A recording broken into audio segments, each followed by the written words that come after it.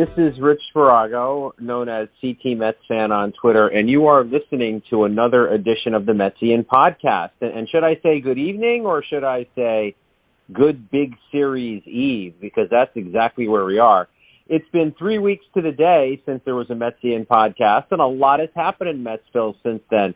And to peel back this onion and talk about everything that's coming and everything that's happened since we were last on the air, I'd like to welcome one of my partners in podcasting, the man that we often refer to as the Grand Poobah of our podcasting operation. That is Mr. Sam Maxwell.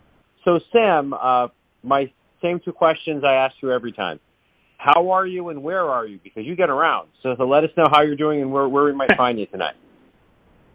I'm doing well. I'm still kind of on the high of last night. That was just exhilarating. Coupled with a nice baseball moment with Aaron Judge tying Roger Maris. I'm great, and I'm in Flatbush right now, in the tucked away in a quarter of Brooklyn that has some National League lore to it, and I'm looking forward. I mean, when was the last time the Mets were in this position? I can't even remember, and so we're in unprecedented times, and I'm really excited about it. And I think that's well said. And Mike's not able to join us tonight, so we do have a special guest. And this is a guy that we've had on before, and we have Mr. Metstradamus himself, known as Metstradamus on Twitter. John is a friend of this podcast. He's been on many times. I find his takes to run from very funny to very insightful. He's a great guest to have on, and we're thrilled to have Mr. Metstradamus himself on tonight. So, John, how are you doing tonight? I'm doing great, man. Thank you for the kind words. I agree with Sam. These are kind of unprecedented times. I wrote on my blog yesterday that we might be headed into the most important road series in the regular season that we've had maybe since 1985 when we marched into St. Louis and took 2 out of 3 when we needed a sweep. So this is a lot of fun. This is the season that Met fans have hoped for, and it's upon us, and it's right there for us. So it's going to be a great 3 days with some ups and some downs, but I'm really looking forward to it. Same, and I'm going to go a little bit off script here because I wasn't really planning to start right in this one spot. But John, you just brought it up, and I want to go with it at this point. So I'll start with you, then I'll go to Sam. You said the magic words just now that, it's a great spot to be in, 3 exciting games, and it's all on the line. Maybe those weren't your exact words. That was the spirit of what you were saying. So let's start with this. There's a very divided school of thought out there in Metsville about exactly what's happening here. So let me explain. Some people take the approach of, you know what, they're in the playoffs anyway. Sure, you want to win the division. Sure, you want the bye. But let's not lose sight of the big prize. They're in the playoffs anyway. Let's not get too hyped up about the division. If you have to be a wild card, you're a wild card. Last year the Braves were. They won the division last year. I take that back. But other teams that have won the wild card have marched on to the World Series. So I'm not saying that the fans are saying it's not a big deal, but it's not a very big deal. Then there's the other side of the coin that for a lot of reasons, winning this division is, I'll say, tantamount to people. And I'm in that camp. And it could be because you don't want to lose the division after leading it for all of but 1 day since early April. So that's part of it. But the more realistic part is you don't want to play in that first round. You don't want to have another round where you could potentially get knocked out. You want to have a chance to rest your guys, set your rotation, all those things. But there are two very distinct camps out there. So, John, I'm going to start with you. Which camp are you in? I'm in the latter. And everything you said about being in the former camp is absolutely true. You can win from the wild card spot. And if you're lucky, it's only if the Mets do have to play it from the wild card spot. You're throwing out there DeGrom and Scherzer, correct? Now, if in the perfect scenario they win both games, and then when the division series starts on the 11th, which is 4 days after the first day of the wild card series, you can come back with Chris Bassett for game 1 and then go DeGrom, Scherzer on normal rest in games 2 and 3. So perhaps it's not the biggest deal in the world. But I am of the mind that I'm in the ladder. I want the division really for 2 reasons. Number one, because if you face Atlanta again and you're the wild card, then they get game 7 at home. And Atlanta's a very good team at home. So I want to make sure that if I face them, it's in a game 7, it's at home. And I realize there's nothing you can do about the Dodgers. They're way ahead of everybody. And if it's them, so be it. But the second reason, and I think is more important, the Mets are the oldest team in the league. I think the oldest team in the league used 6 days off. I think that for the past month, what I wanted Buck Showalter and Billy Epler to a point to do was make every decision based on getting this team to October 11th healthy and rested. If this was a younger team, I'd say, you know what, not a big deal. Oldest team in the league, give them 6 days to rest their bones. I think that makes the difference for me. So I want the division for those 2 reasons. Well said. So, Sam, where are you? Where do you come down in this particular, I'll call it a debate, because it is a pretty wild one on Twitter. I can't even believe that there is a debate. How nobody sees how winning the division, how this is one of the most important tasks that the Mets have ever faced in their history. And from a symbolic perspective, if you look at it, you know, a lot of people on here know that I'm a screenwriter who are listening out there. And so I'm looking at it in many ways from the thematical sense. And this is the 61st season. It has been 60 years since the Mets started, and we know what their general narrative has been, what the general consensus of the overall viewership and culture that surrounds the Mets. And this is, especially after last year, in Cohen's first year, that there were a lot of changes, but it didn't come completely to fruition. A lot of the leftover from the Wilpon ended up having it be a profound historical not making the playoffs, really, even though they didn't have the same, like, epic 17-game collapse like in other years. It's right now, they need to stave off the Braves. And think about the position they're in. Obviously, best case scenario, the Mets have the ability to clinch on the Braves field if they sweep the series. And that's crazy to even consider, and I don't expect it to happen because I think hopefully best case scenario, that's the best case scenario, but, we could really just hope for 2 out of 3 here, where that means right now you want to win that first game, so you are not tied going into the second game. Digress and get ahead of myself. This is just a major opportunity to not only not leave a sour taste going into the playoffs, if they were to be, like John said, having to deal with going to a Game 7 if they ever face the Braves again, but even having to deal with another team upsetting them possibly in the wild card round. This is not something you want regardless. So, they're in the playoffs regardless. Think about what it means. Think about what yesterday could mean and what it's set up for going into this series. This could be yesterday could have been one of the biggest intersections of this franchise's history, quite possibly, and where we look back on it being a crucial moment in this season, hopefully, marching onward down the Canyon of Heroes. So, it's just, as you can hear, I'm not really on the caffeine that John's on, as he said on Twitter pre-show, but I'm still jonesed up, and yes, I did have a few coffees earlier in the day. Well, it's National Coffee Day, so that kind of makes sense. But all right, let's talk about that. I want to probe on that one a little bit more, because I really believe, and John, I'm going to go to you on this one first.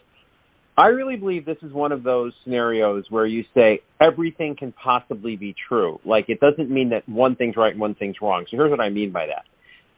Yes, think about where the Mets are versus where they were last year, where they had the collapse and it was just abysmal at the end of the season and, a thumbs down, and it was a bit of LOL Mets coming back.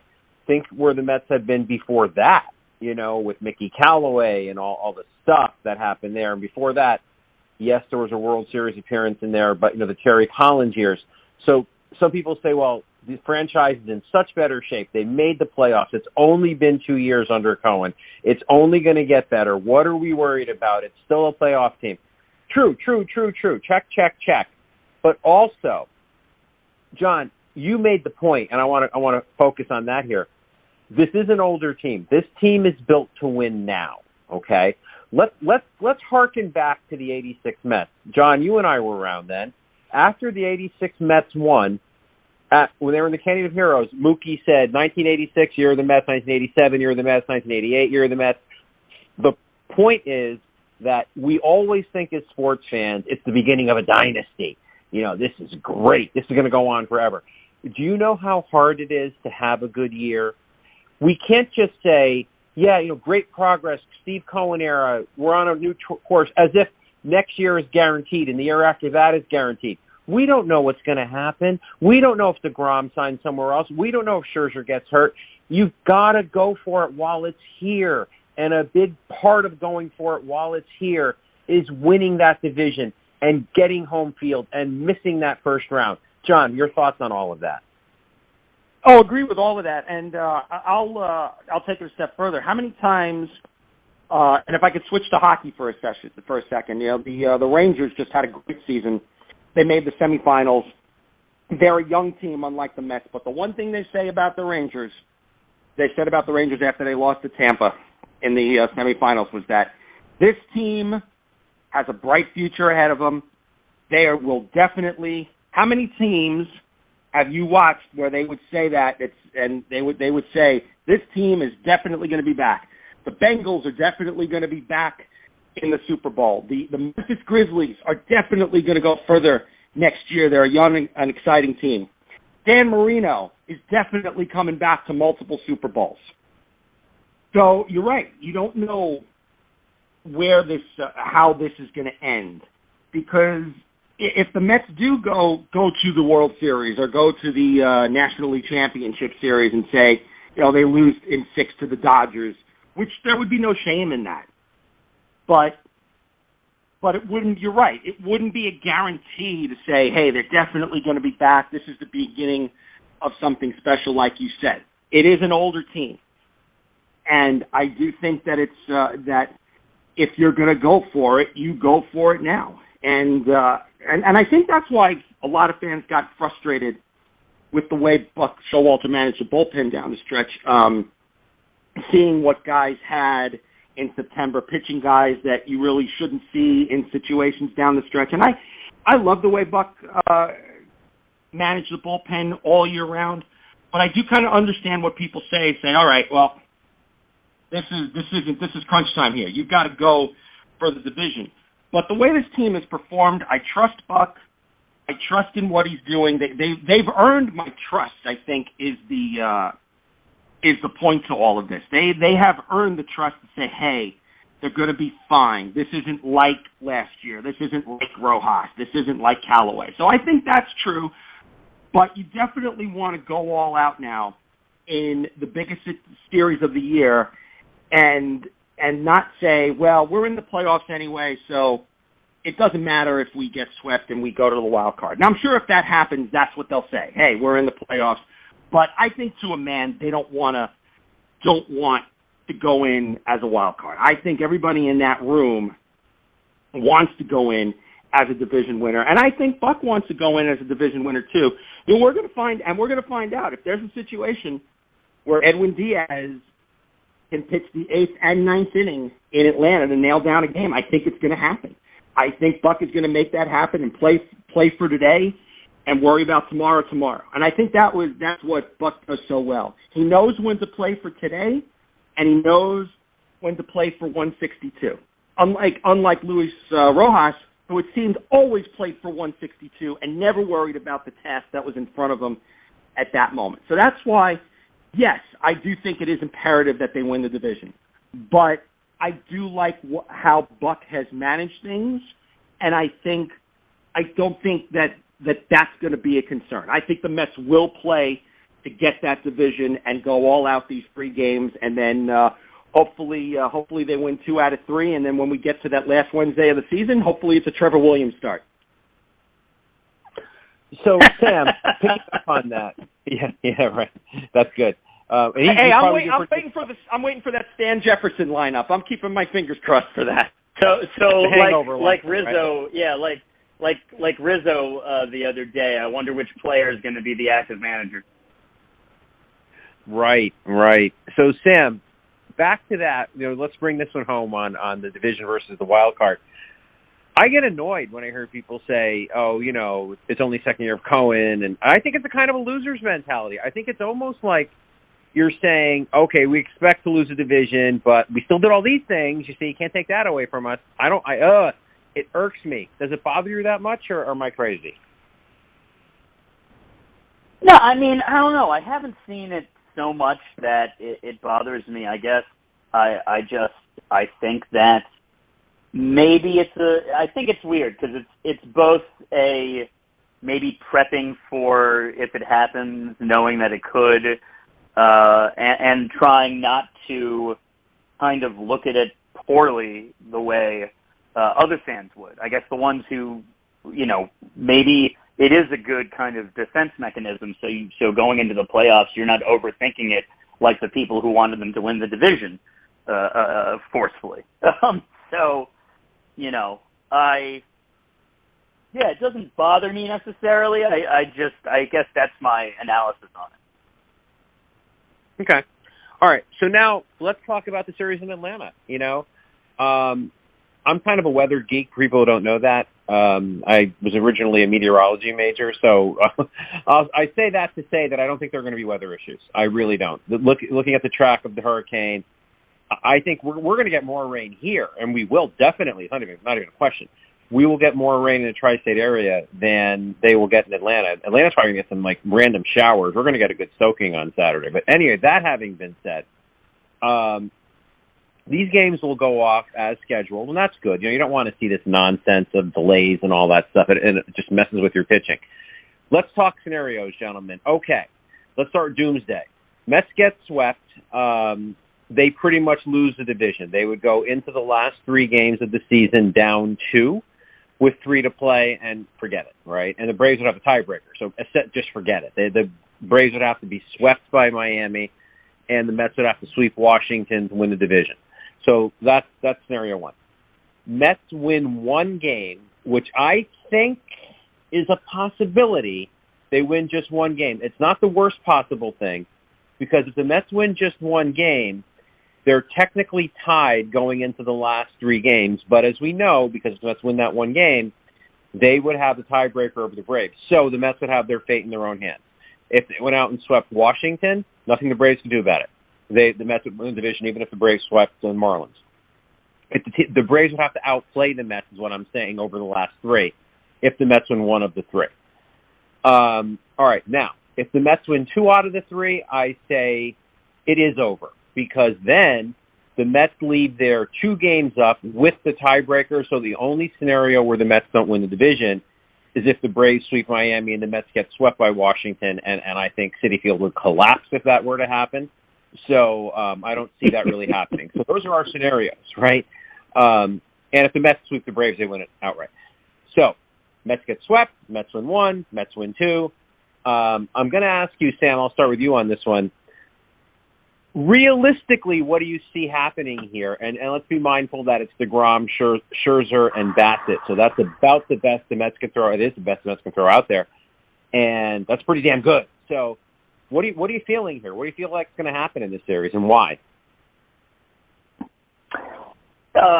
It's interesting because you look at the matchups, and I'd like to see some of the other Brave ones, but when you look at just specifically Jacob deGrom versus Max Fried, that's pretty tight right there.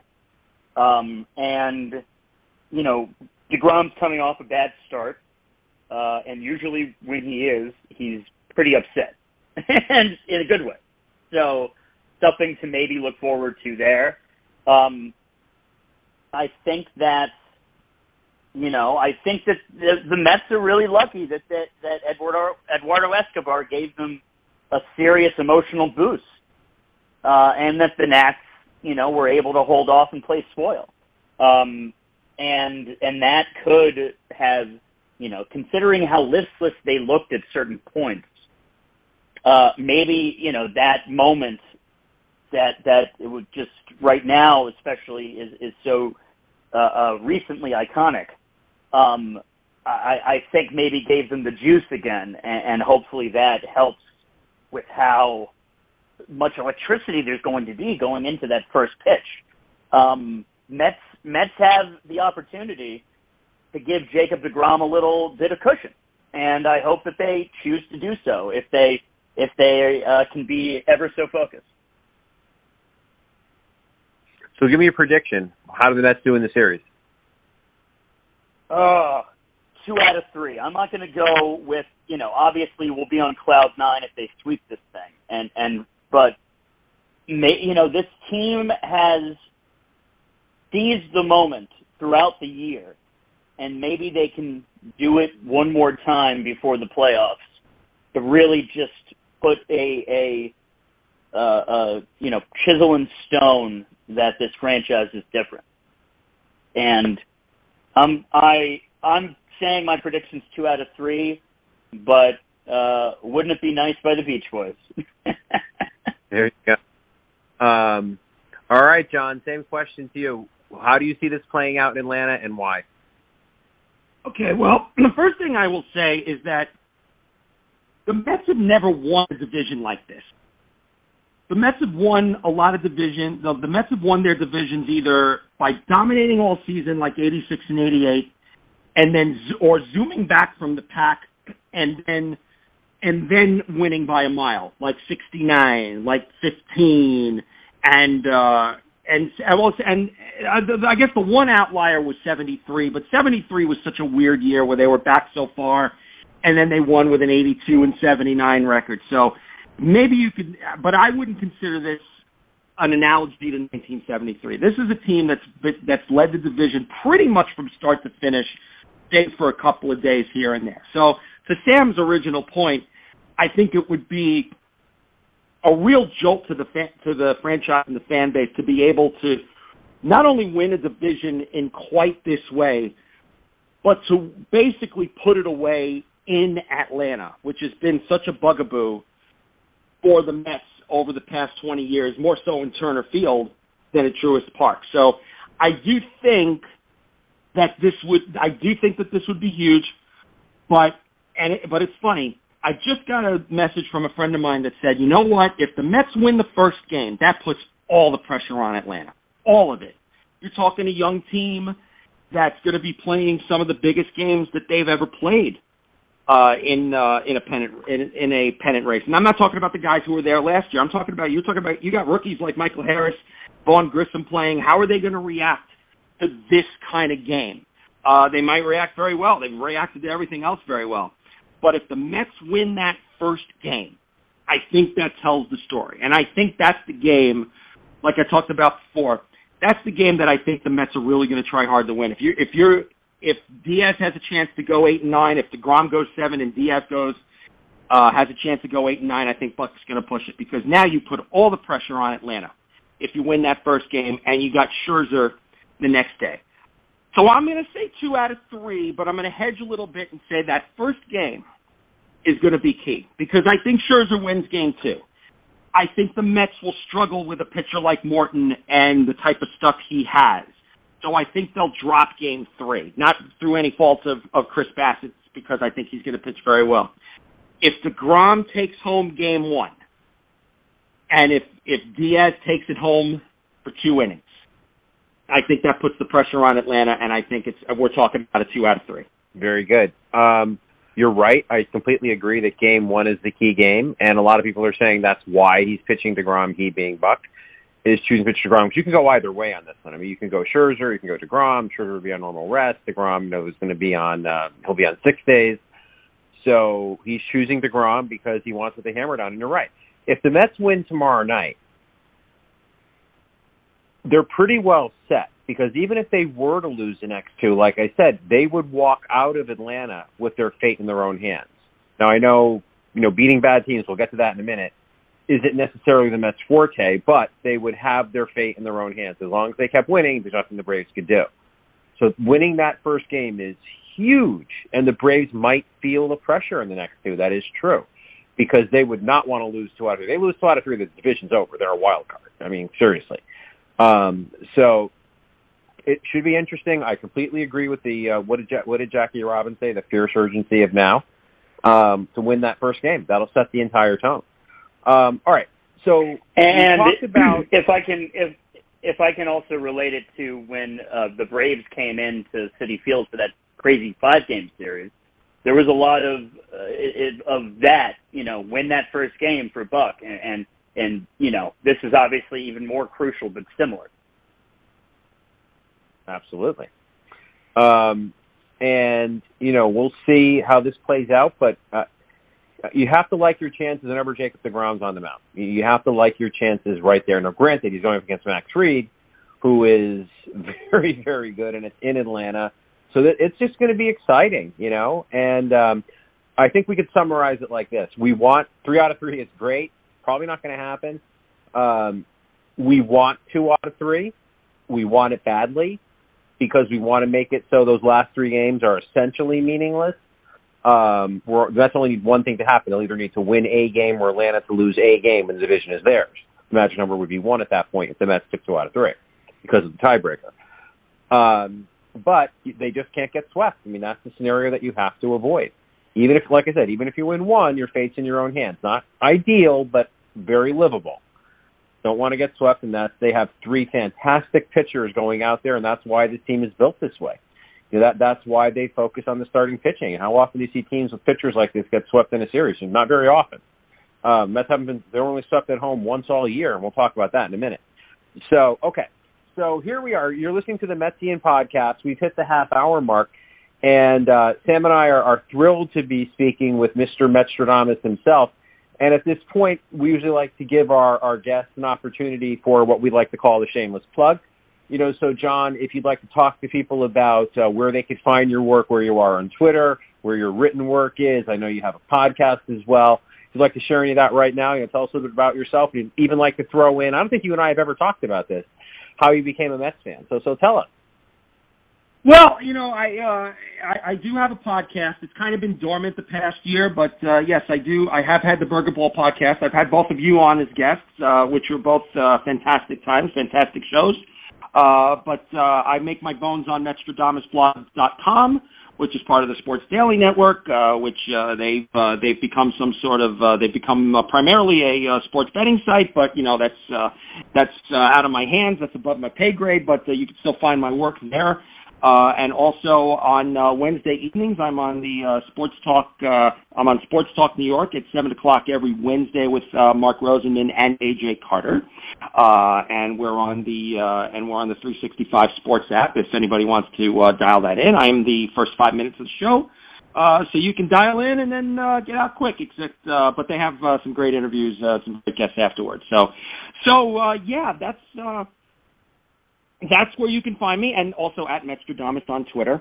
To answer your second question, how I became a Mets fan, it's fairly simple, honestly. I lived within a couple of miles of Shea Stadium, and now I'm within 3-4 miles of Citi Field now. So I never really left the area. But my dad took me to a game when I was 5 years old, and through the best of my recollection, I was able to ascertain that May 5th, 1976 was my first game. I remember Tom Seaver pitching, and I remember them beating the Reds 5-4, and Skip Lockwood got the save. Those are all things I remembered, so I looked it up, thankyouBaseballReference.com, and I ascertained that was the game. And then when I was 8 years old, I went to 9 games in 1979, And that's the team that hooked me. They hooked me into basically following baseball and rooting for the Mets. I don't know how, because they lost 99 games, and they lost all 9 games that I went to at Shea Stadium that year. But I clearly remember listening to the last 3 games of the season on the radio against St. Louis, and they needed to win all 3 games to avoid 100 losses. Those were the stakes in that series, and somehow they did it, and they avoided 100 losses, and I loved them for it, and I was so happy. You know, the simple things that make a kid's day, winning 3 games to avoid 100 losses, and I've been hooked ever since. You know, I bet Kevin Coble had something to do with that, right? With not losing those last 3 games. I remember that season pretty well, and you know, it's amazing. When I started following the Mets, it was in the mid-'70s as well. And while they had a couple of good years on the front end of that, you know, it was like, okay, kid, here's your favorite baseball team. Now let's go into the abyss, you know, and going into the Seaver trade and everything, 78, 79, 80, 81, 82, 83, although 83 was the beginning of the Renaissance. So, our paths are fairly similar. So I'm thrilled to say, and John, thank you for telling us about yourself during our, what we like to call our reset. And I'm also thrilled to say that Mr. Mike LaColant, our third co-conspirator in podcasting, has been able to join us, and he's now on the line. So, Mike, how are you doing tonight? Hello. Doing well. Glad to be on the Metsian Podcast with you guys. Hello, Metsville. Awesome. We're happy to have you, hey, Mike. And so now, where we've been, and we have John, of course, and Metstradamus. So where we've been so far, Mike, is, you know, we talked about the upcoming series in Atlanta.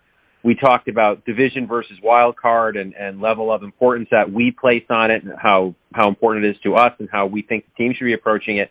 Let's talk about how we've gotten to this point, okay? So it's been 3 weeks since we've done a podcast, and I want to start with last night. Now, I had the thrill of being at that game last night, and I will tell you that it was deader than a doornail in Citi Field. It seemed dead. I wasn't there Tuesday night, but it seemed dead Tuesday night. And I don't think it's so much the fans aren't interested. I think the fans were more or less nervous. Like, I think it was more of like a quiet, kind of an uncomfortable thing, as opposed to just, you know, not interested. And it was kind of creepy there for a while. And then the Marlins pull ahead, and it's like, oh, my God.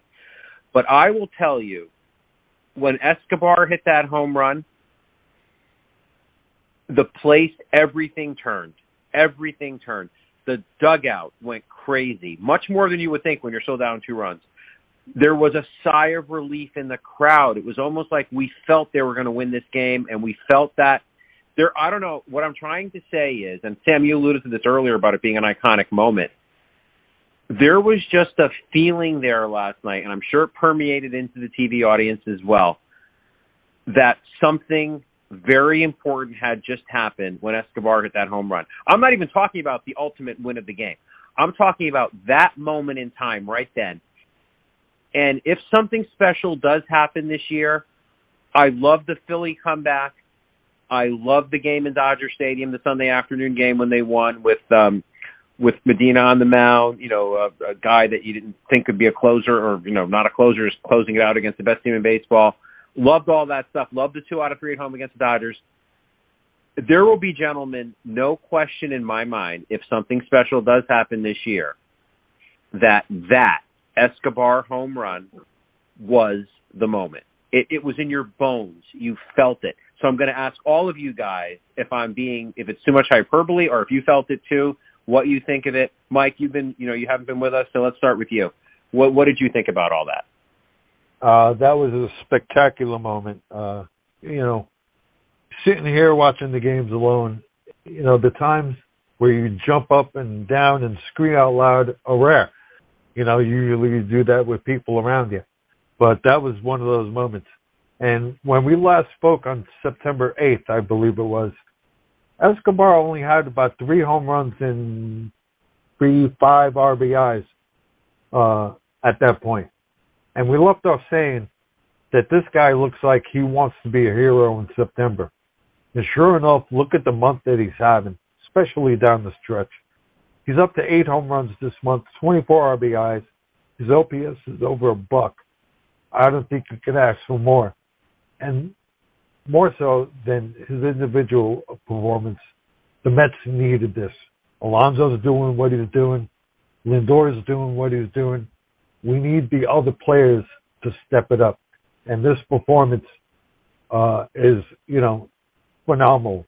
I know I'm going to go off the reservation here, but Rich, if you can recall some of the conversations that we had about Michael Conforto.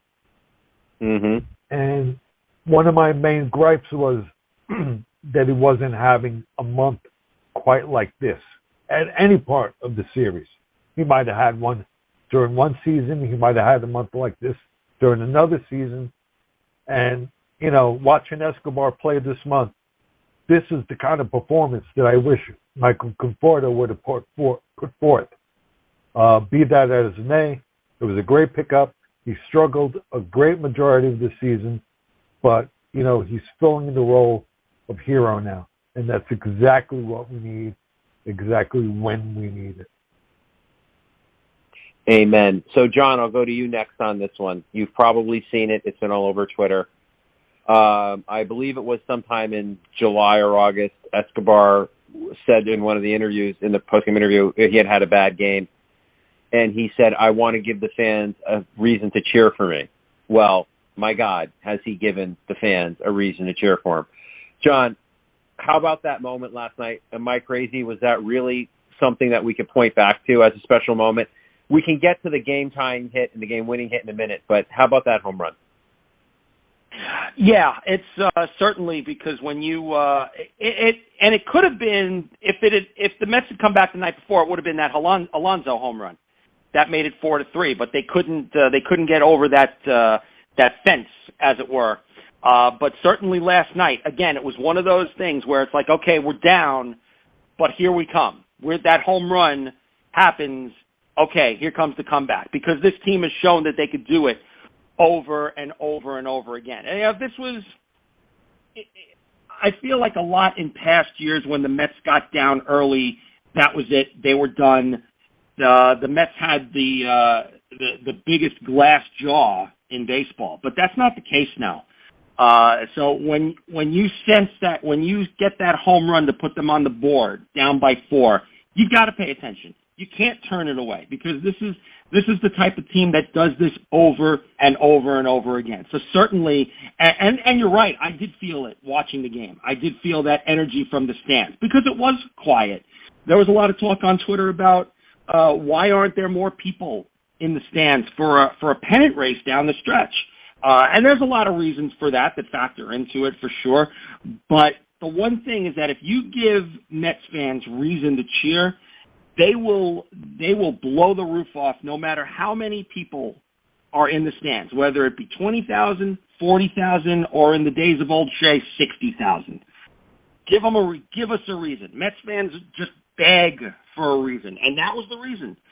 Eduardo Escobar's home run was that reason to get them going, and it certainly changed everything. And I certainly, when we look back, and you said we were going to talk about the game-tying hit and the game-winning hit, I point to the 9th inning during the Mets game while the Nationals were in the 10th, and watching both games at once. I remember thinking at that moment, this is what this is all about. This is what scoreboard watching and pennant race baseball is all about. I think for me, that's the moment where I kind of stopped and appreciated it and said, man, this is what we live for as baseball fans. Not the stupid discourse on Twitter, not the lunatic sports talk radio hotheads that want half the team designated for assignment every game. It was that moment.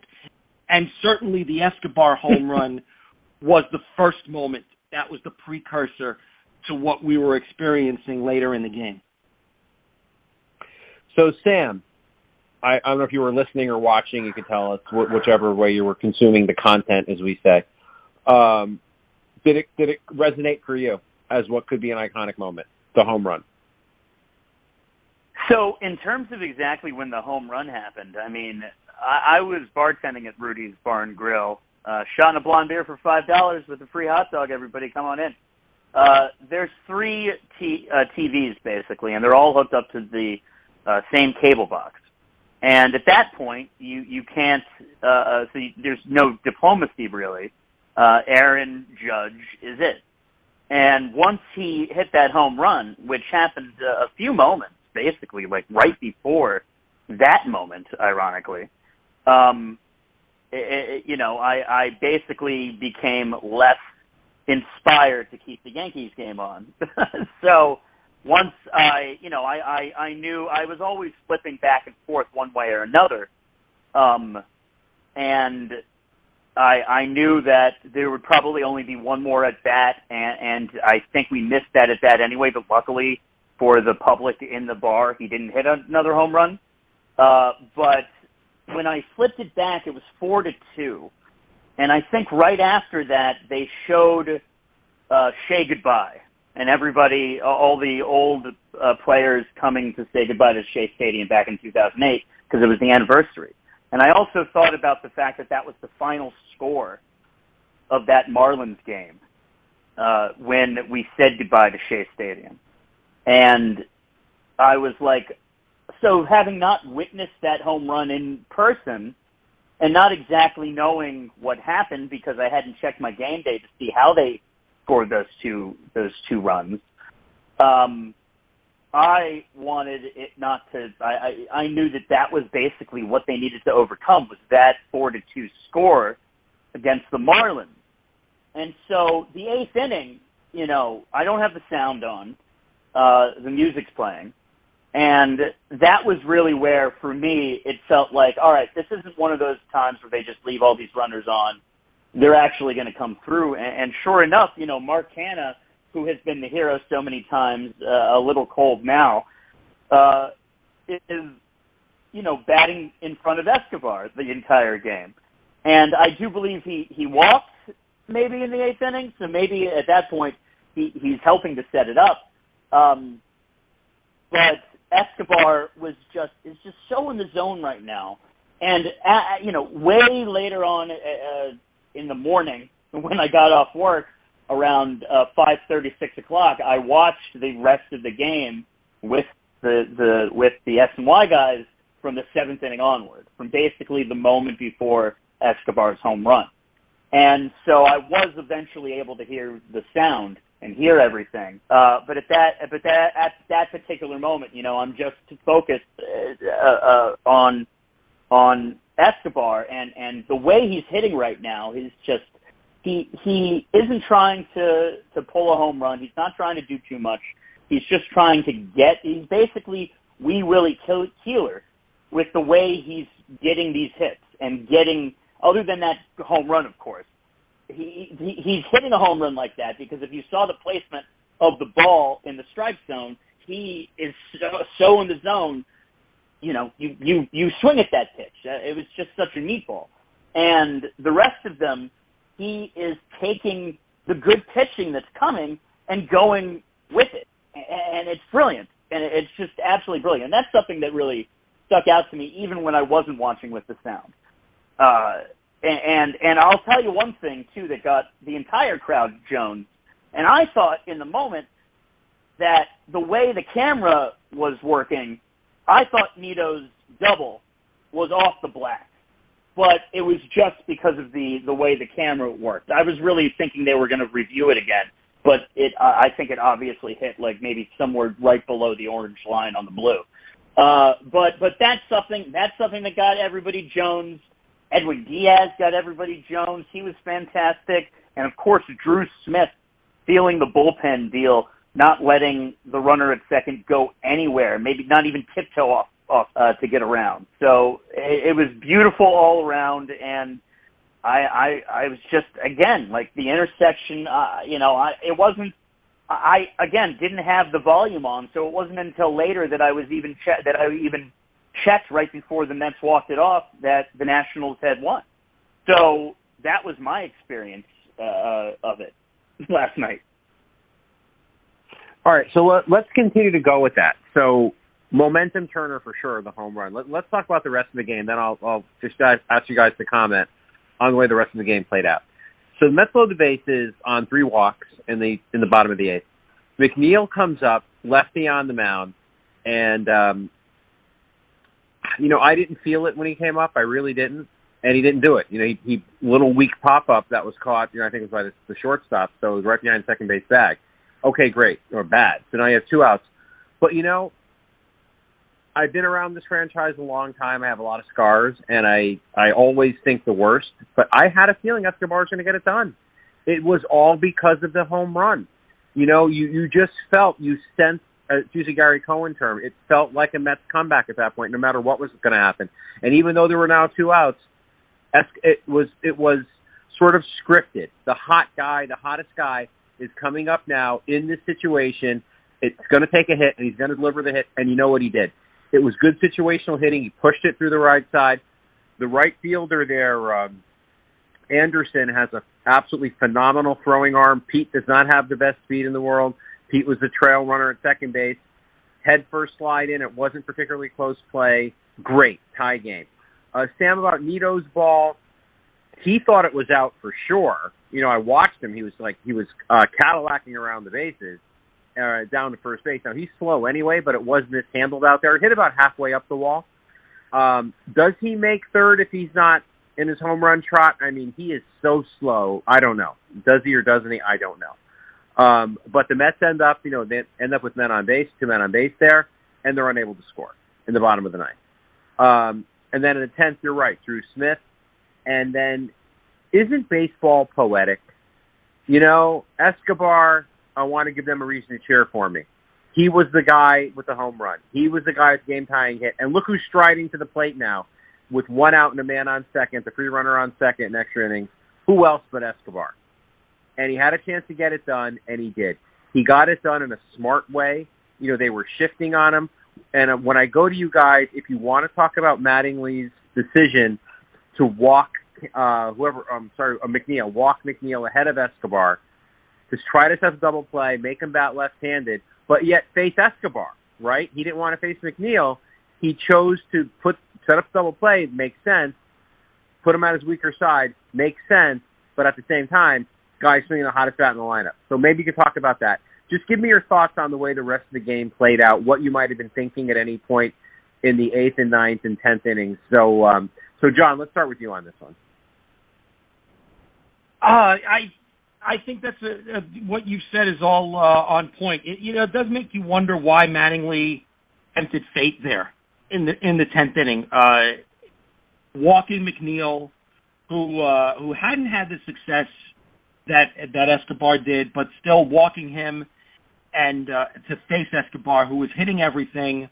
And as it worked out, he hit a nasty cutter to win the game. He was, and that's your proof right there. I mean, Escobar has been so hot lately. And back when he had that, when he said, I'm going to give the fans a reason to cheer, you just knew that this was too good a player to go the whole season without having one monstrous streak. He had a couple of days where you thought, okay, it's going to start. Here it comes. He had some good days. He had a game where he won in the 10th, I want to say like June or July, and then he had like three games in a row with a home run. So you figure it's coming then. But now it's September. Here he is. And it's fascinating. Do you want to go to the guy that has had more consistent success like McNeil has, or do you want to go with the hot hitter, and which has been Escobar? And I don't know. It in hindsight, certainly it didn't work out. And but I thought it then. Oh, he's going to walk a guy to get to Escobar, who's driven in 4 runs, and is as hot as a pistol. It was an interesting call. I know Mattingly only has a week left, so maybe he's trying to find his galaxy brain somewhere. He certainly didn't find it last night. But it was definitely an interesting call. Worked out in our favor. And for Escobar, that post-game interview was just, I think it's a reason why so many people love this team and the way it's constructed. And for those that still don't love the team, that want to still complain about Billy Epler's trading deadline on Twitter, well, there was no hope for you anyway. But Escobar talking about how he wanted to make the fans happy. Not every ball player thinks like that. Certainly these days, not every ball player thinks like that. And listen, it's the way of the world. But to hear guys like Escobar say that I'm going to do this to make these fans happy and to have such authentic emotion behind it too. I feel the same way when you hear Francisco Lindor talk. It's authentic emotion. It's not just, I'm going to say this because it's what you want to hear. That's what this whole season has been about for me, and Escobar really captured it in a nutshell after the game. Absolutely did. And he's a very likable player, a guy who struggled mightily, but now that he's performing like Lindor, obviously he's not the same caliber of player, but, Lindor, the fans were on him at first when he first got here, and he's a likable guy. He's genuine. The fans really have taken to him and like they're taking to Escobar. So, Mike, your thoughts, okay, we've talked about the home run. Your thoughts on what you saw the rest of the game. There was so much there. It was such a classic baseball game with chess pieces moving around, all that kind of stuff. Your thoughts as the game progressed. You're so right. Escobar started the game with two rather weak at-bats. So, you get into later portions of the games, he hits the home runs, he ties the games, and then comes the 10th inning. If I'm Mattingly, if we're talking strategy here, if I'm down Mattingly, not only do I walk McNeil, I also walk Escobar because Vientos is next. Why would you want to pitch to Escobar? He's batting .330 for the month of September. Like I said, his OPS is over $1. Why would you want to pitch to him in that situation? Whereas if you walk him and put two runners on base, now you can get an out at third, second, or first. I think you increase your chances of, inducing a ground ball and getting that double play, but at least you can, flexibility as to where in the infield that ball might be hit. If you got a good relief pitcher who keeps it low, keeps it inside, and induces that ground ball. But I thought that was bad strategy on Mattingly's part. And again, because Mark Vientos was next, would Buck Showalter have pinch hit for him?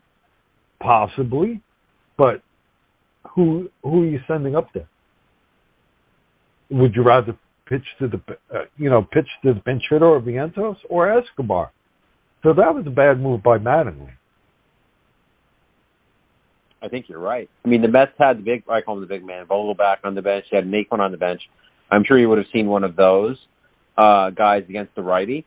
But you're right. That's another piece of the strategy. That's why baseball is the greatest game in the world, because of all these little subtleties. And I'll tell you another one. Sam, we're going to you next, of course, but I'll tell you another one that we were debating. There were a few of us who went last night. And I know the obvious answer here, but just think about it.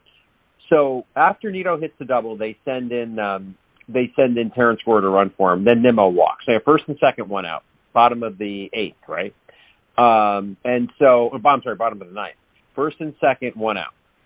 We were talking about it and said, okay, Gore is there. Pete's up, right, with one out. Gore is there to steal the base. He's there to run. What if you try to double steal? Hear me out. We were debating this in the stand. So if the worst scenario that happens is one of the runners is thrown out, and it's likely going to be Nimmo. They're not going to throw Escobar out. All right. So you have that. Now you still have two outs and a man in scoring position. The prize, though, if it works, is you have second and third run out. They'd probably walk Pete to get or pick your poison, Pete or Lindor, but you'd have the winning run on third with one out. Fallback position, you have two outs, but still a runner in scoring position. We were debating if this is a good move or not, and I know the seemingly obvious answer is the one Buck chose, which is, don't tempt it, don't do it, give yourself two cracks. But the thing about it was that's what you could do in baseball. You could talk about this strategy. Sam, we're going to go to you on the rest of the game. I don't know if you thought about that or not, but what did you think of the way the rest of that game played out? Well, it was interesting. He wasn't moving at all. He basically just stayed there, and obviously there was some, Buck and even if I guess obviously Terrence Gore doesn't have the green light all the time. Otherwise, he might have gone. He's one of the best people I've ever seen. So I did think about that in the moment, but I do. It's just exactly what you're talking about in terms of talking the strategy out in between pitches, as well as what John was talking about, where he was watching both games at once. You can identify that back to some of the earlier history, and of course, it used to be that what we're experiencing is just for the division, contrasting with like 1941, where it has to do with going to the World Series. But this is just how it is now, and this is this is like John said, it's not about this new age of fandom on Twitter and wanting to designate everybody for assignment every game. It's about this scoreboard watching. It's about asking for your team to put you into a position where the second to last series is the most crucial series that has come along during the regular season and ages for this team. So, it does. It's brilliant. Last night was just one of those moments where you're like, there's so many different places, there's so many different intersections every game. There's so many different intersections in another game that is crucial for what your outcome is going to be. So I love this team. I love this sport. And let's go Mets. So thank you for that, Sam. So, okay, let's back up a little bit more. So now we talked about the upcoming series with the Braves. We talked about the game last night. That was just an iconic, classic baseball game, one that you'll see in the 22 highlight reel when they do one over the off season. I want to probe on this one a little bit. These Mets, in my opinion, and I don't know why, appear a bit schizophrenic. It's the same lineup basically every day. Good starting pitching every day. But yet, they could look bad. I don't know what the word is. So, since we last done a podcast, the Mets were swept at home by the Cubs. Let that sink in. Mets were swept at home by the Cubs. Then, yes, they responded, though. And what do? They take a team that's even maybe only slightly worse than the Cubs, and they sweep them 4. Okay. Then they go into Milwaukee, and they clinch a playoff spot by winning 2 out of 3 against a team that is probably going to make the playoffs now instead of the Phillies, because the Phillies are in an epic collapse. So, and they take 2 out of 3 there, clinch their playoff spot. Great. They go into Miami. They only, quote, only win 2 out of 3 against a team that they probably should have swept, but you really can't expect to sweep. So there's that. And, going a little further, Oakland, right? They win the first game, have a 3-0 lead first inning in the second game with DeGrom on the mound, and they lose. They come home to Miami, a game that, a lot of baseball fans probably couldn't even name these Marlins who are out there other than Rojas, and they lose. So here's where I'm going with it. Why do you think this team can look so bad at times and then look so good when it's the same group? All right, so there's that piece of it. And now the bigger piece, though, is does this concern you at all going into the postseason? Are you concerned that they could maybe lay an egg and look like the Mets versus Cub Mets? Or do you think that's like, okay, that was a regular season thing. They're going to crank it up a notch. You won't see that kind of thing in the postseason. Interested to see where you guys come down on that. And, Mike, let's start with you. To answer all angles of that question, I have 2 words, Rich. Starling Marte. He's the difference between making the Mets lineup a good lineup and a formidable lineup. I think the Mets are 15-10 this month, September. That's not bad. It's just that, they came in streaks early in the month and we lost 3 in a row. Then we won 6 in a row. And then win-loss. And it seemed like the Braves, every time we won, they won. Every time they lost, we lost. So there's been that tug of war. And it just puts everything under a microscope. But that's my answer, Rich. Starling Marte. He's the difference maker here. He takes a good lineup and he transforms it into a formidable lineup, and that's what we've been missing. So I'm hoping for his healthy and quick return. That's an excellent take, Mike, because when you think about it, generally speaking, I know McNeil's played a little bit of right field, but generally speaking, when Marte is not out there, it's Naquin. It can be Darren Ruff. The drop-off is precipitous between the talent of Marte and the talent of those guys. You're right. Now, maybe with a guy like Marte lengthening that lineup, you don't have these ups and downs. That's a really good take. So, John, we'll go to you next on this one, and Sam will have you clean it up.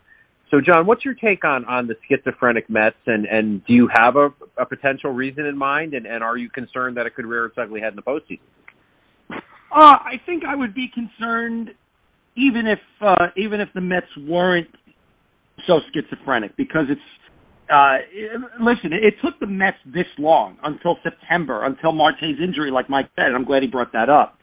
I think it took until then for the Mets to really have those puzzling losses or series losses where they've looked flat and uninspired. Now, I'm of the mind that good pitching will make a team look flat and uninspired, and the Mets have had trouble with lefties all year. And even by trouble, they're still pretty good. But guys like Luzardo from last night, or even if we want to go to not a lefty, Assad from the Cubs, who had a nasty breaking stuff tonight that he pitched.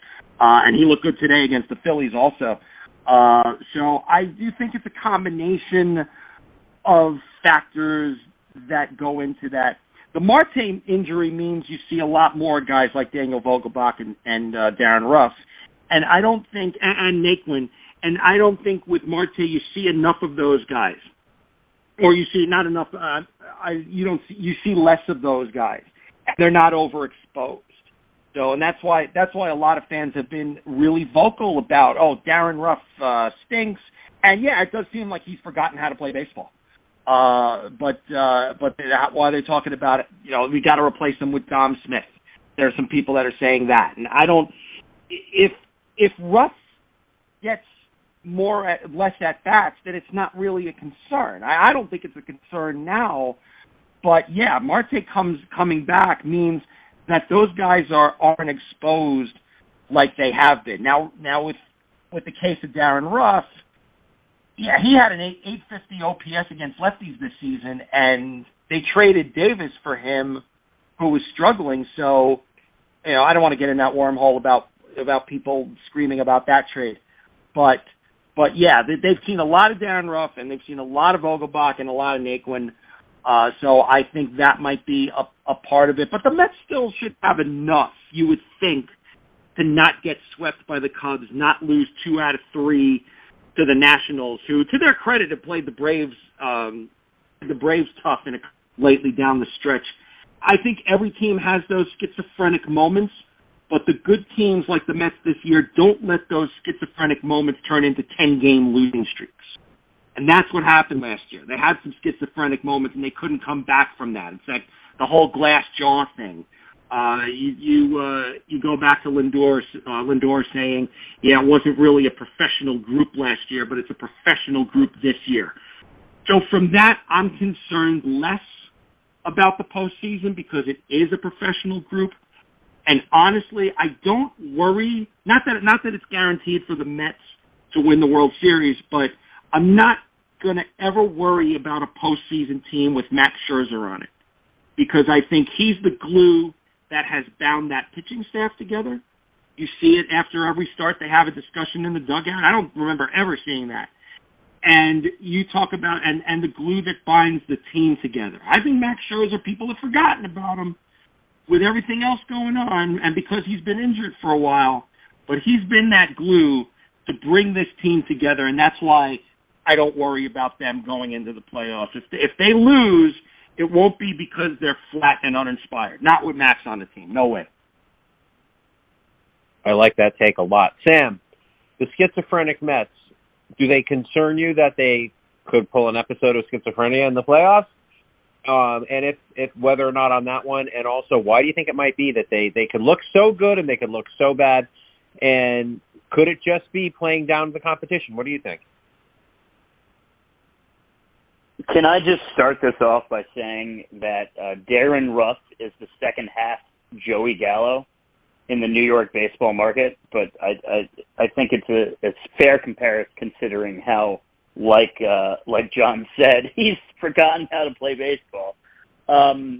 I think that it doesn't concern me in that it's a long season, and once like last night there was a bit of relief in that seventh inning, like we were talking about, from both the dugout as well as in the stand, and I think that some of the energy is back. I think that that's kind of what similarly is going to be the switch one way or another when we get into the playoffs.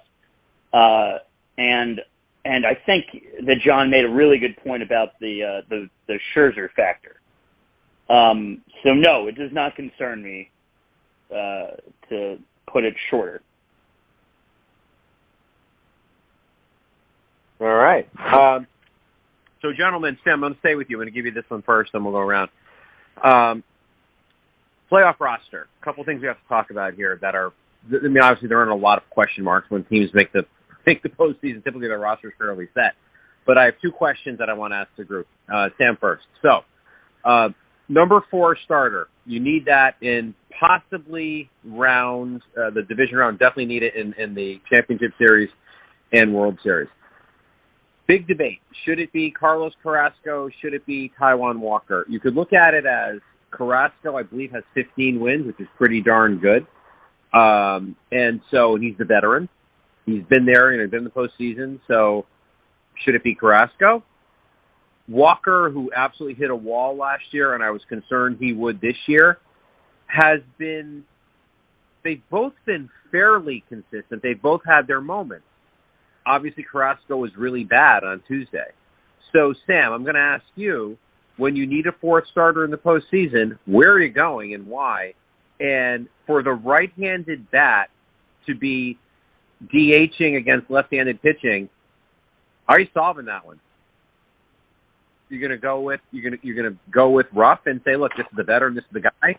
You're going to go with Vientos. How are you solving that one? Those are my 2 questions for the group. In terms of starting with the pitching, excuse me, I think that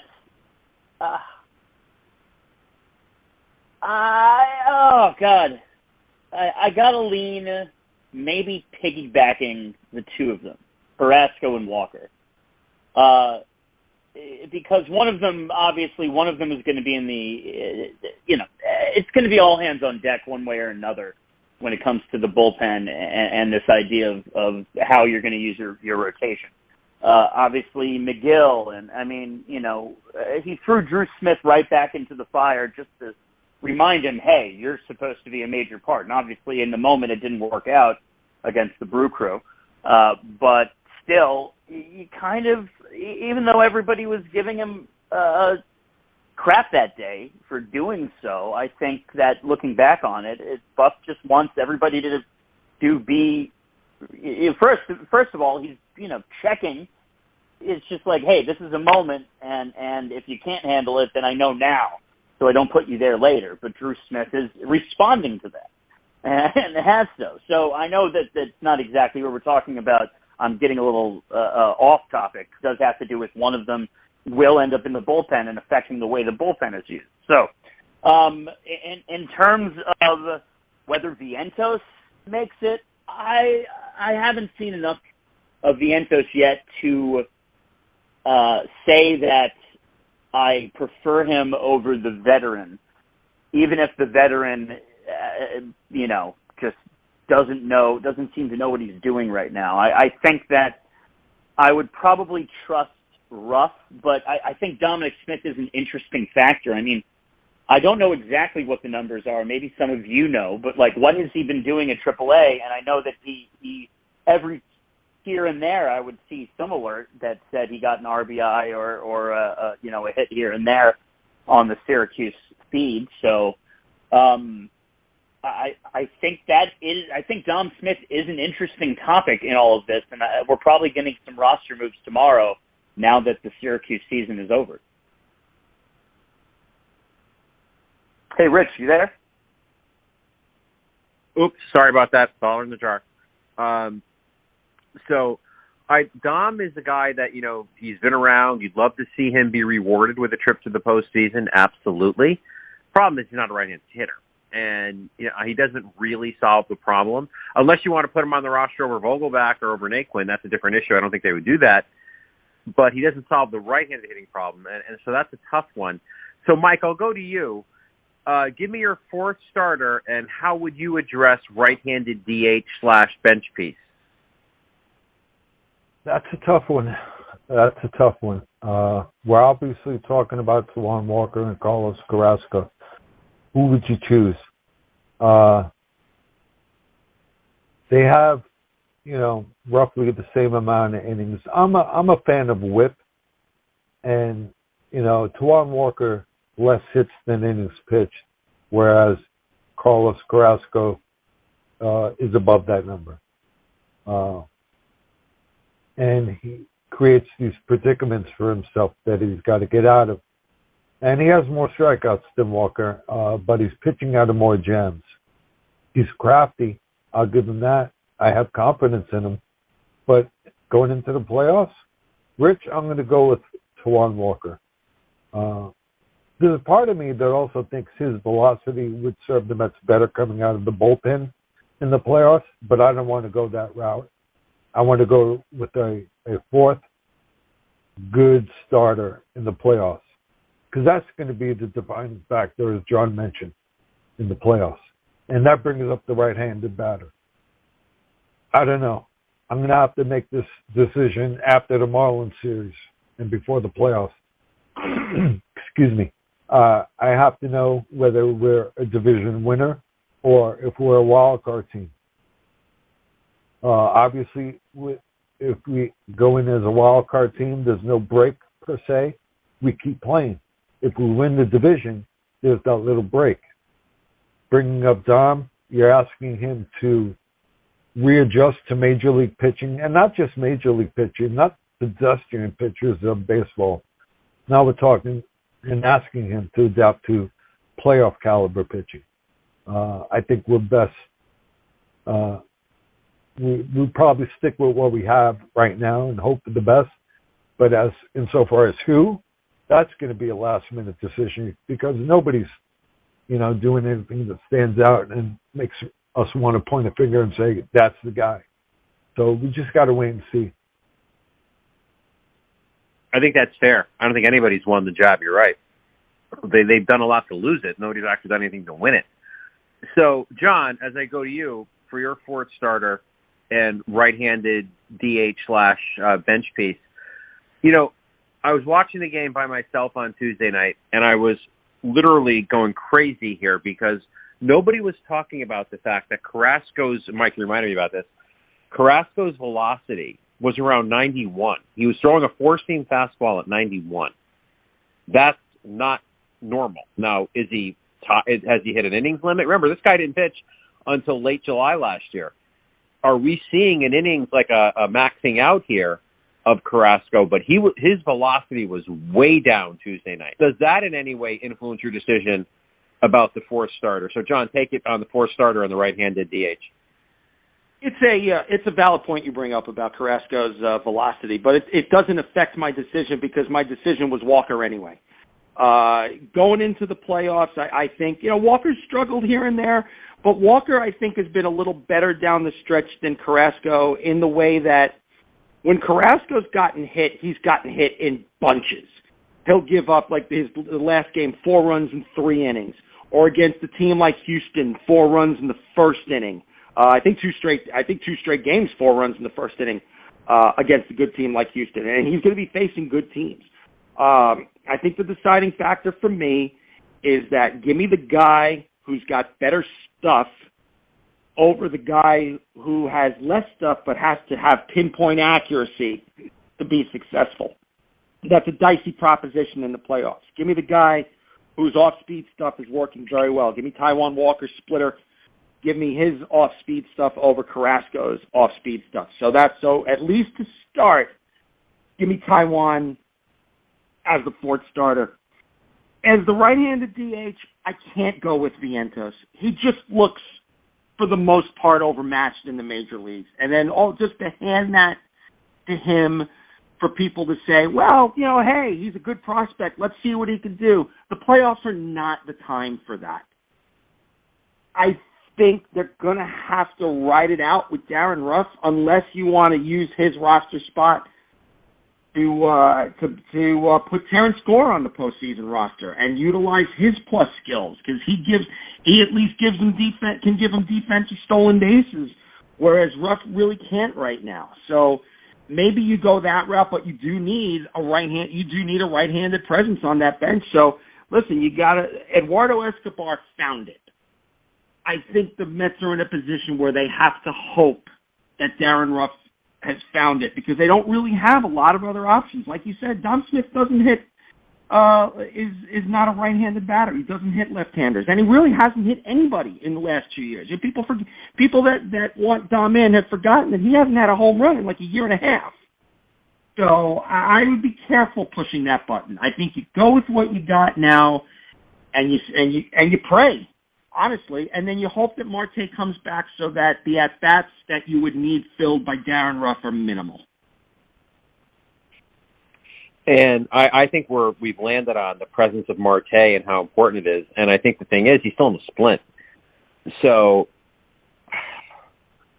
maybe the Mets, I know we talked about this, this is how we started the show, about the wild card versus division. Maybe the division, if we're saying Marte is as important as we're saying he is, and the Mets could buy an extra week. They could finish their season on Wednesday and not have to play again until the following Tuesday.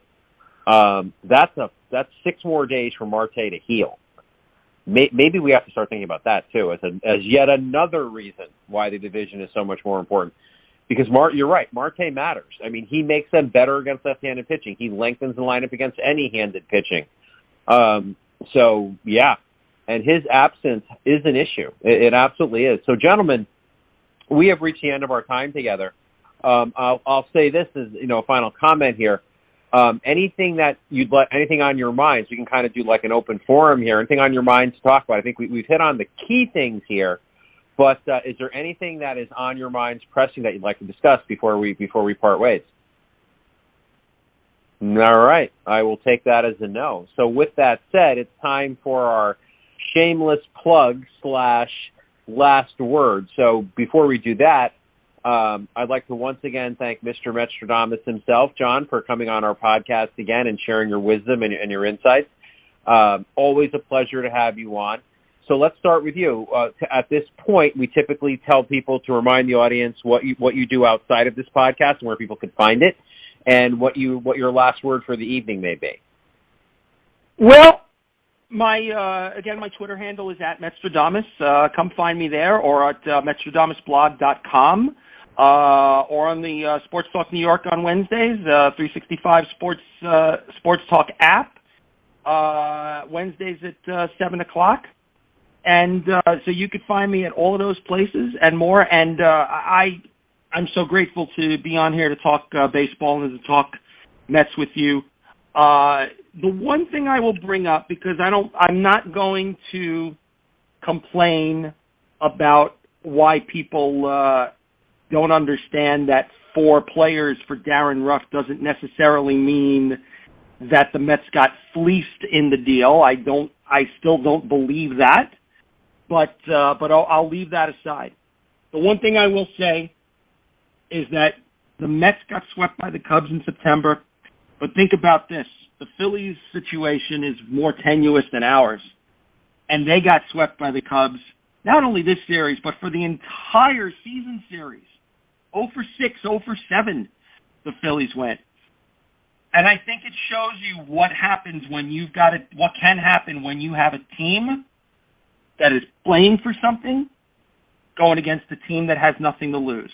I think the Mets did run into a little of that going down the stretch, to go back to the schizophrenic nature of it. But again, they have found their way to not completely fall off the cliff and get their bootstraps up and not have that killer losing streak to murder them. Yes, they could have made their lives so much easier by just beating the Cubs 2 out of 3 and beating the Nats 2 out of 3 back in early September. Didn't happen. but they've responded as well as a Mets team, I think, has ever responded to adversity like that. And I give them a lot of credit because it's easy to get enveloped by the noise from the fan base and from social media and to let it live in your head. This team hasn't let that happen to them, to their credit. And I think that's why, more than anything, I give this team a very, very reasonable shot to win 2 out of 3 in Atlanta, because this team is mentally tougher than a lot of Met teams that we've seen recently. So that's what I'm going to go with. First game is going to be the key, but honestly, this is so much fun. This season has been so much fun. I can't wait for Friday. I really cannot wait for game 1 tomorrow night. Absolutely. Mike, your shameless plug slash last word for the evening. Shameless plug, Brooklyn Charlie blogger. Yesterday, in the year 1890, the Brooklyn Bridegrooms clinched their first ever National League pennant.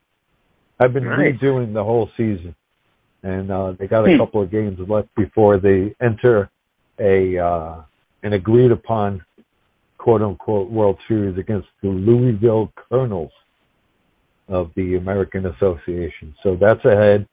Last word, as John said, and thank you for joining us this evening. This is a lot of fun. Showdown. You can't ask for more. The defending world champions are playing in their own house. And here come the Mets. A game ahead. It boils down to this.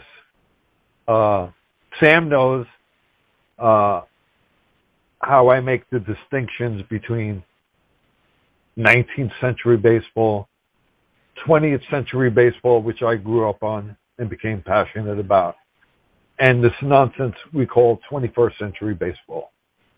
At least this still remains.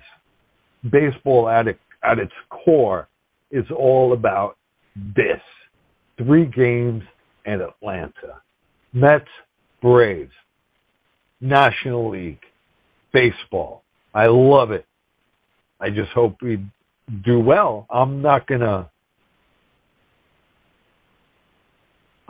do a cockroach stomp on what has been one of the best seasons in Mets history. We're at 98 games, 6 left to play. Let's hit the century mark, and let's make this one of the greatest seasons ever. Because if you remember, not too long ago, the expectations for this team were, let's play meaningful games in September. We don't have to address who that came from. But we've exceeded that. Expectations are different. So Friday night fever, Saturday night fever, and hopefully Sunday fun day are still ahead. Let's go Mets. Awesome. Got me even more pumped up. Sam, as Chief Operating Officer of Podcasting Operations, your shameless plug and last word for tonight. Oh, well, shameless plug, converted Mets fan, lots of articles from Yonder lore, but unfortunately I got to reboot it up. But right now I'm kind of following the superstitious world, and I haven't been writing this entire season, so I will continue to not. You can find me here on this podcast when it comes to Mets-related stuff, just hearing my voice and whatever I write on Twitter currently.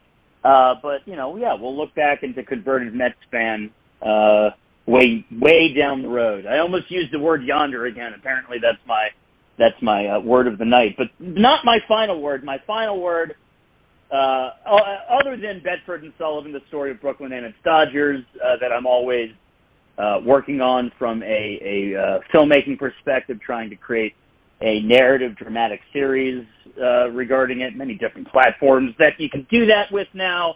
Who knows whether I can eventually get one to to agree that this needs to be told. But one way or another, my final word is persevere. Looking throughout the entire Mets season, that's all they've been doing. Here they are going in a game up on the Braves to defend their lead in the division against the defending world champions. It's not so often that the Mets are ever in this position to write their own destiny. And here we go. I echo what everybody said about the echoes of this game to the past, even as it sometimes looks like a different Frankenstein version of the game that everybody grew up on. You still have this, like everybody said. And the Mets, they're not down a game. They're not tied. Yesterday brought them to a game above. And you can't, you could maybe ask for something better, maybe going in a little higher, but it's not what the destiny is. The destiny is you're a game up with 3 to play against your closest division rival. Let's do this. Persevere. Let's go Mets. Thanks, Rich. I love everything I heard. Mike, your words pumped me up for, as John did. This is what it's all about, man. You know, this is when the baseball lockout thing was happening over the winter. This is what we wanted. We wanted pennant race, exciting baseball. We have it. So I'm even more excited. Sam, you hit the nail on the head. You part of what John said too. Doesn't have a glass straw. This team does persevere. This team isn't going to go into Atlanta and meekly, go away and meekly, get swept away. This team has a lot of fight in it. It perseveres. It's been through a lot, especially in September, the schizophrenic play. But they persevere. They're going to show up. It's going to be fun. We don't know how it's going to play out. As we say, that's why they play the games. But this is going to be a fun weekend. Look forward to connecting with you guys again as we go into the postseason, which, as we talked about earlier, is short at this point. So we'll definitely have something to say before the postseason starts. Hopefully it's as a division winner. Gentlemen, thank you as always. Thank you to the listeners. We would not be able to do this without you. We appreciate whether you're listening live, whether you're listening on a podcast, wherever you find your podcast. Very much appreciate it. Appreciate the interactions we get on Twitter. Sam and Mike, guys, always a pleasure working with you guys, chatting baseball with you. Mr. John, Mr. Metstradamus, I so enjoyed talking baseball with you. Thank you for joining us tonight. Have a great night, everybody. Everybody, enjoy this weekend. This is what it's all about. And let's go Mets this weekend. Let's try to take home a division and have a great night. Good night, everybody. See you on the other side, guys. Let's go Mets. Let's go Mets. Let's go Mets. Later, guys. Good night.